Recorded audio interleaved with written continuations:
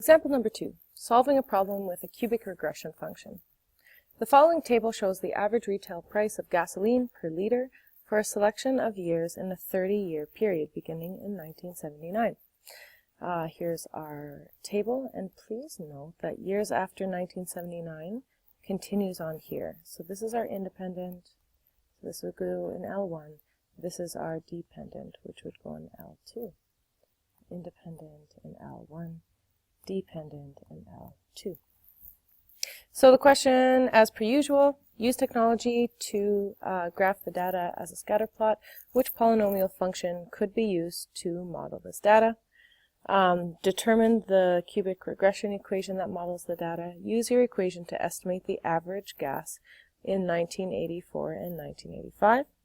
So in B part, we're asked for the equation, so the cubic regression equation. And we're asked to give the price of gas in 1984 and 1985. So we're given our independent and we need our dependent. Estimate the year in which the average price of gas was 56 cents per liter. So that gives us our dependent, and we want to find out what our independent is. Now, just to save us some time, what I did was I've already put all the data in our L1 and in our L2. I figured one video was enough of that. What we want to do is we want to try different tests, because A is use technology to graph this as a scatter plot. So let's graph it. Okay, so what we want to do is clear, oh, there's that line. What we want to do is clear the 4 from the last question.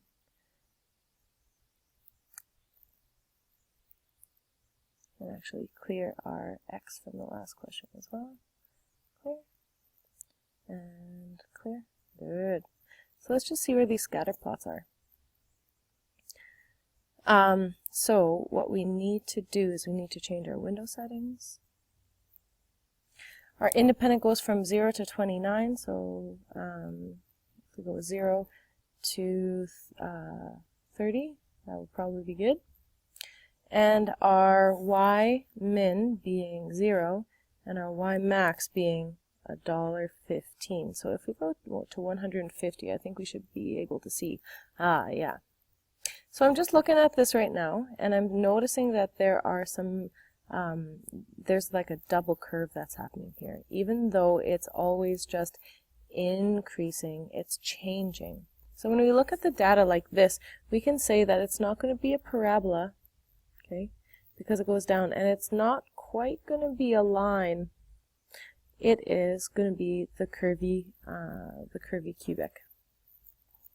Another way that we can check this out is if I would go stat, I would go stat calc, and I would go something like quad. What happens if I did quadratic on the regression on the data?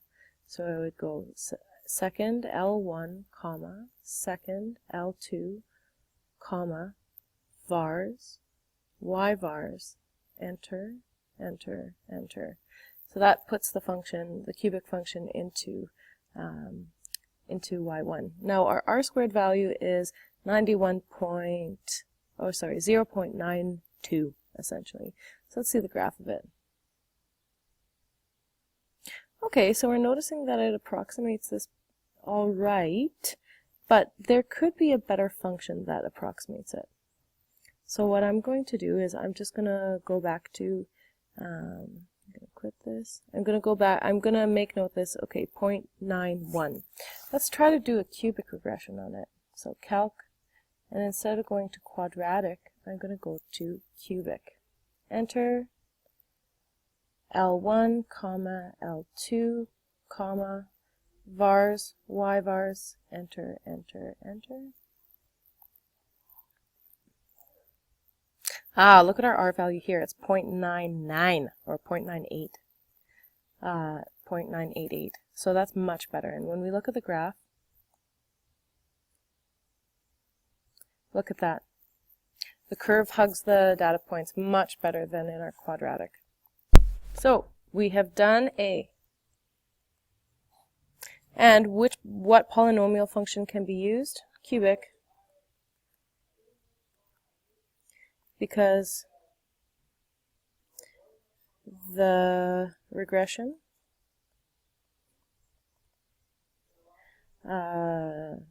follows the data most closely.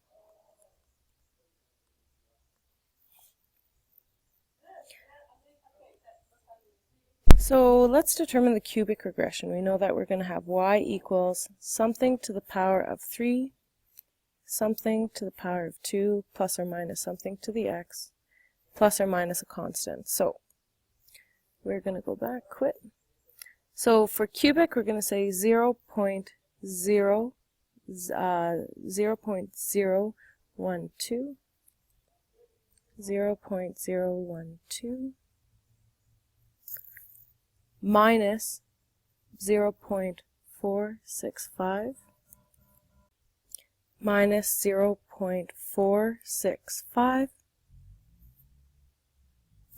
plus 6.295 plus 6.295x.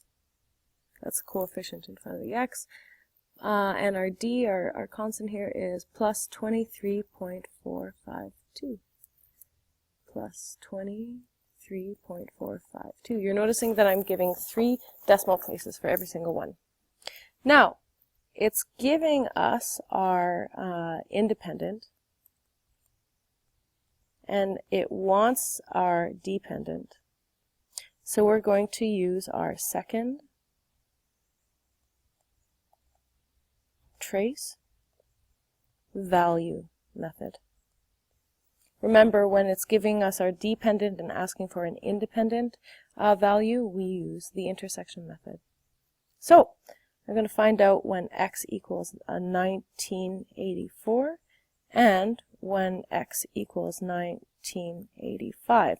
The only thing here is that this is off the charts, because if we look at it, years after 1979, 0 years, 1 year, 2 year, 3 year, 4 year.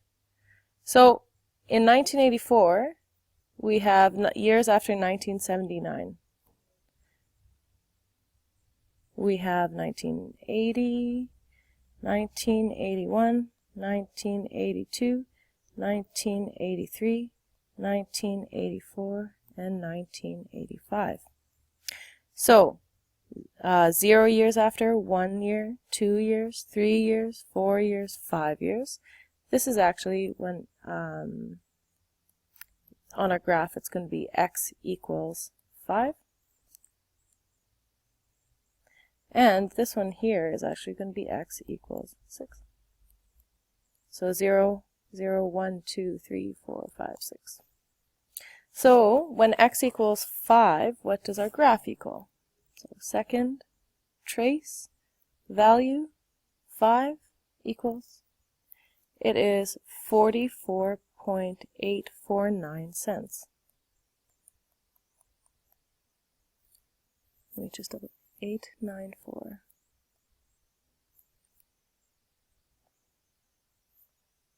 Actually, it's 849.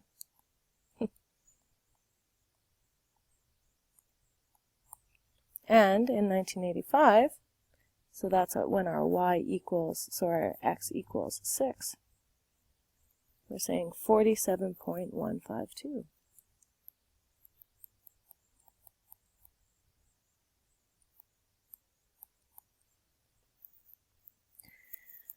Okay, so using our regression, we want to estimate the year in which the average price of gas was 56 cents. So we know that our y value is 56. So what we're going to do is our intersection method. We're going to say y2 equals 56, and then we're going to find the intersection. So I'm going to go into my y's here, and I'm going to say 56. I'm going to make sure that line hits it. Good. I'm going to go second trace, and I'm going to scroll down to intersect. First curve, yep. Second curve, yep. Guess, okay, enter. So what we're saying is when the average price was 56 cents, it was 16.5 years after 1979. So I'm just going to go to 3 decimal places.